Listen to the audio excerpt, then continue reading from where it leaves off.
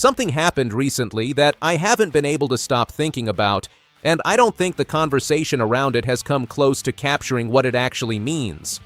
Nike put Shedeur Sanders in the FIFA World Cup campaign. Not a regional spot, not a domestic football ad tucked between highlights. The single largest marketing activation in the recorded history of professional sports. And I've been sitting with that, genuinely wrestling with it, because the surface reaction most people are having misses the deeper thing entirely. Let me give you the scale first, because without it, nothing else lands properly. The Super Bowl, our cultural monolith, the event that freezes American life for an afternoon, pulls somewhere between 100 and 115 million viewers on its biggest days. That number is staggering in a domestic context, but the FIFA World Cup reaches 5.3 billion people across more than 200 countries. 45 Super Bowls running simultaneously wouldn't touch that number, and the overwhelming majority of those 5.3 billion people have never watched a single NFL snap. They don't know what round of the draft means anything. They have no stored memory of April 2025. They have no emotional stake in any argument about depth charts or arm talent or whatever framework spent months being constructed around this kid before he took a professional snap. What they have right now is a Nike campaign, and in that campaign, standing in the same visual space as Cristiano Ronaldo, LeBron James, and Drake, is a Cleveland Browns quarterback who 43 teams passed on 143 separate times. That is their introduction to Shedeur Sanders, Nike's frame, Nike's stage. 5.3 billion people wide. And when you actually absorb that, the entire 2-year narrative around this person begins to look completely different. To understand why this matters the way it does, you have to understand what Nike actually is at an operational level. Not the logo, not the brand feeling, the machine. This organization does not move on sentiment. They don't distribute platforms based on proximity to famous last names or goodwill gestures toward athletes they find interesting.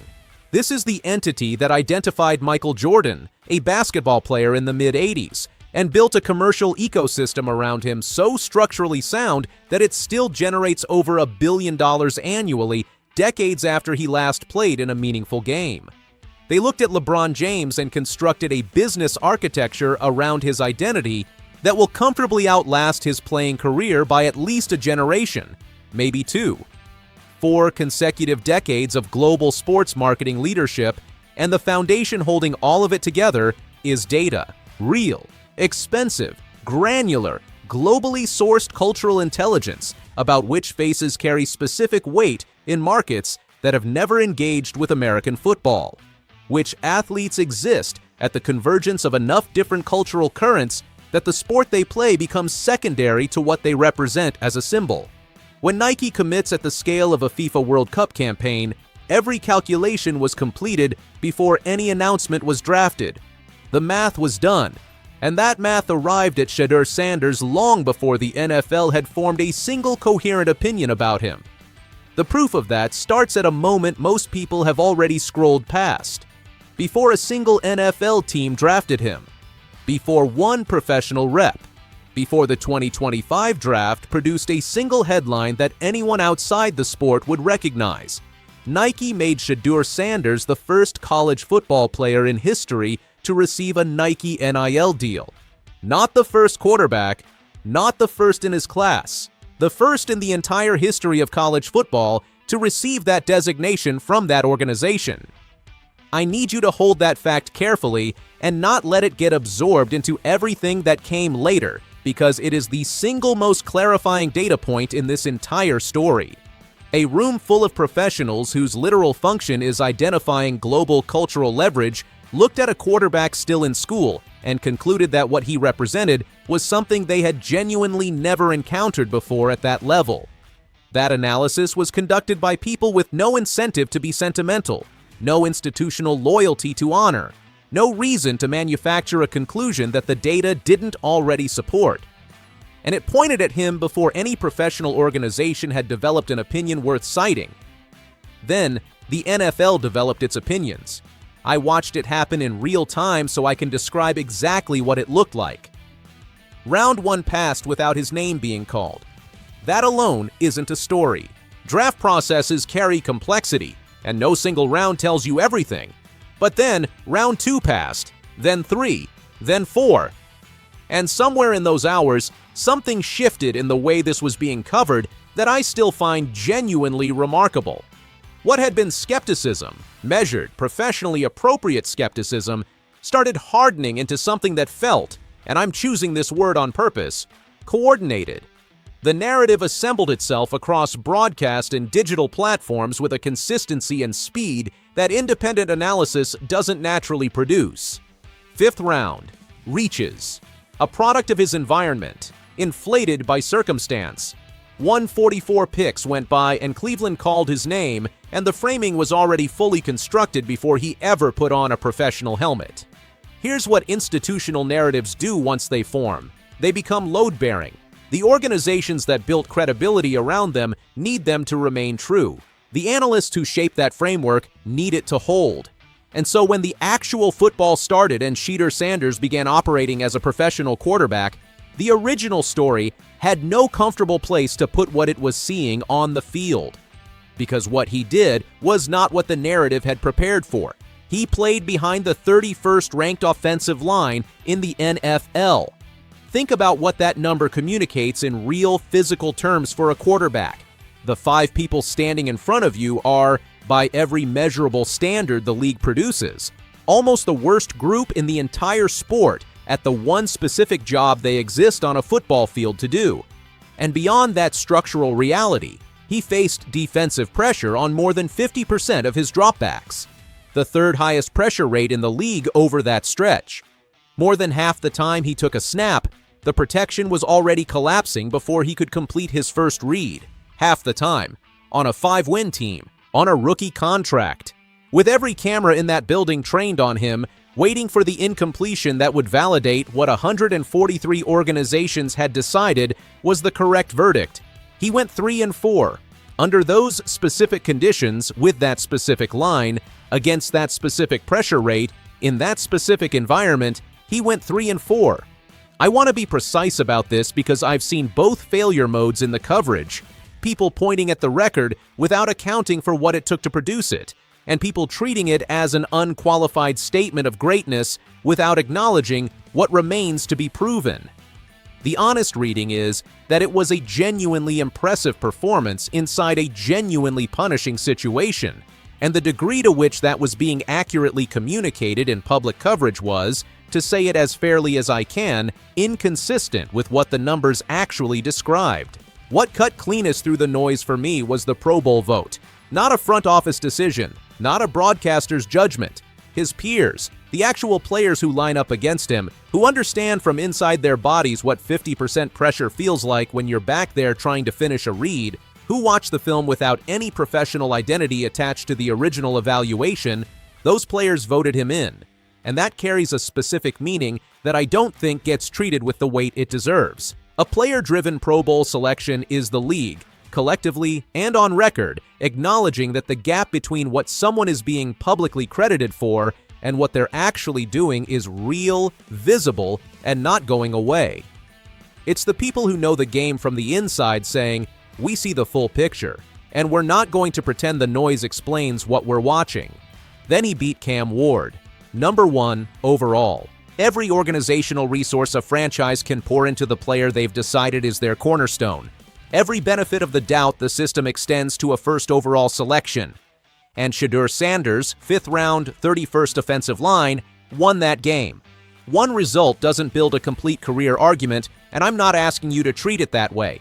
But when you layer that outcome across the pressure rate, the Pro Bowl vote, the wins he managed, and the specific conditions he managed them under, what emerges is a picture that diverges, not slightly, significantly, from the story that was running during those 143 selections.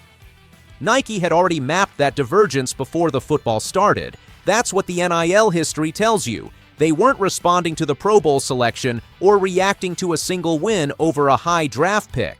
They had reached their conclusion on completely independent grounds, through completely separate analysis, before any of the professional evidence existed. The football just confirmed what their data had already established as true. And then there's the shoe. Because the shoe says something that a campaign announcement can't fully carry on its own, and I spent real time with this before I said anything about it. Nike is building Shedeur a signature shoe. The Air DT Max 96 Low, black and white, and on the heel, one word, legendary, inverted, upside down, at the literal base of the design, at the physical foundation where the foot meets the ground. Nike's design teams at this level do not make accidental choices on signature shoe details. Every element is a deliberate creative decision, communicating something precise. And this one is encoding a complete philosophy in a single visual choice. The legend rises from below. It doesn't arrive from above, handed down by institutions that decided in their collective wisdom you'd finally earned the right to be recognized. It builds from the foundation, from the uncomfortable place, from the circumstances that most public narratives used as evidence of failure rather than as the opening chapter of something larger than any of those narratives were prepared to track. Legendary inverted at the heel, an entire story compressed into one design decision. Shedeur Sanders saw that shoe. His father, whose own Nike signature line didn't simply represent athletic achievement, but became the actual template for how an athlete can transcend their sport and exist as an independent cultural force on terms the sport itself never defined. He saw his son's name placed at the foundation of something designed to carry that philosophy forward. And his response was that it was unbelievable. That single word is carrying enormous weight. The idea that this organization looked at two generations of the same family across completely separate time periods, applied the same rigorous independent analysis to both, and arrived at the same conclusion twice. Not because a famous name opened a door that talent couldn't, but because the same specific combination of identity and crossover cultural presence that identified the father was found, fully formed, and completely independent in the son. You cannot construct that continuity retroactively. Either you're the kind of person that analysis finds before recognition arrives, or you're not. Both of them are. The Casey conception thread in this story doesn't receive the attention it deserves, and I want to give it space, because it reveals something essential about how this family operates in the space before institutional validation appears.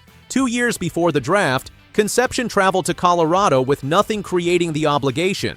No league introduction, no mutual proximity to opportunity, no formal process generating the meeting.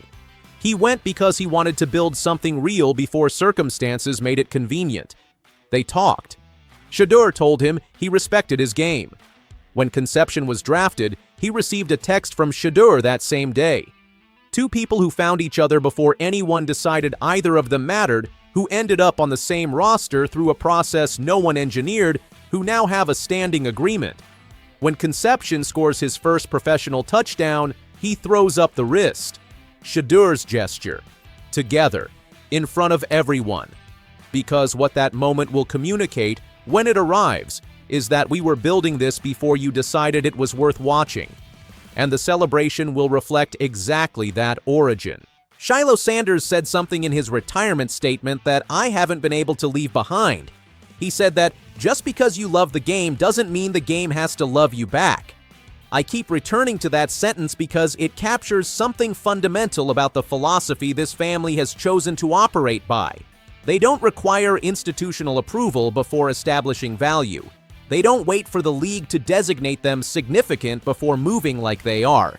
They exist at the place where sport and culture and global presence intersect, and they let the football speak from that foundation rather than treating football's institutional recognition as the condition for everything else they're building. Nike recognized that philosophy precisely, built a global architecture around it deliberately, and committed to the largest marketing stage in the history of the sport before the NFL had finished processing what it was actually looking at. Here's what I keep landing on. Those 5.3 billion people receiving this FIFA campaign, almost none of them carry any existing story about Shedeur Sanders. They weren't watching television during round 4. They have no memory of 143 picks. They have no emotional investment in draft evaluation debates or any of the internal NFL language that spent months constructing a framework around this person before he played a professional game. What they have is a Nike campaign. Ronaldo, LeBron, Drake, and Shedeur in that frame. That's chapter 1 for them. That's the version of this story they're receiving right now.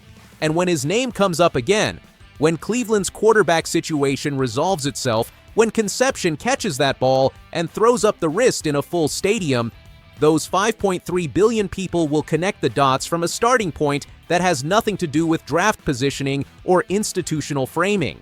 Their version of this story begins with cultural legitimacy already fully in place.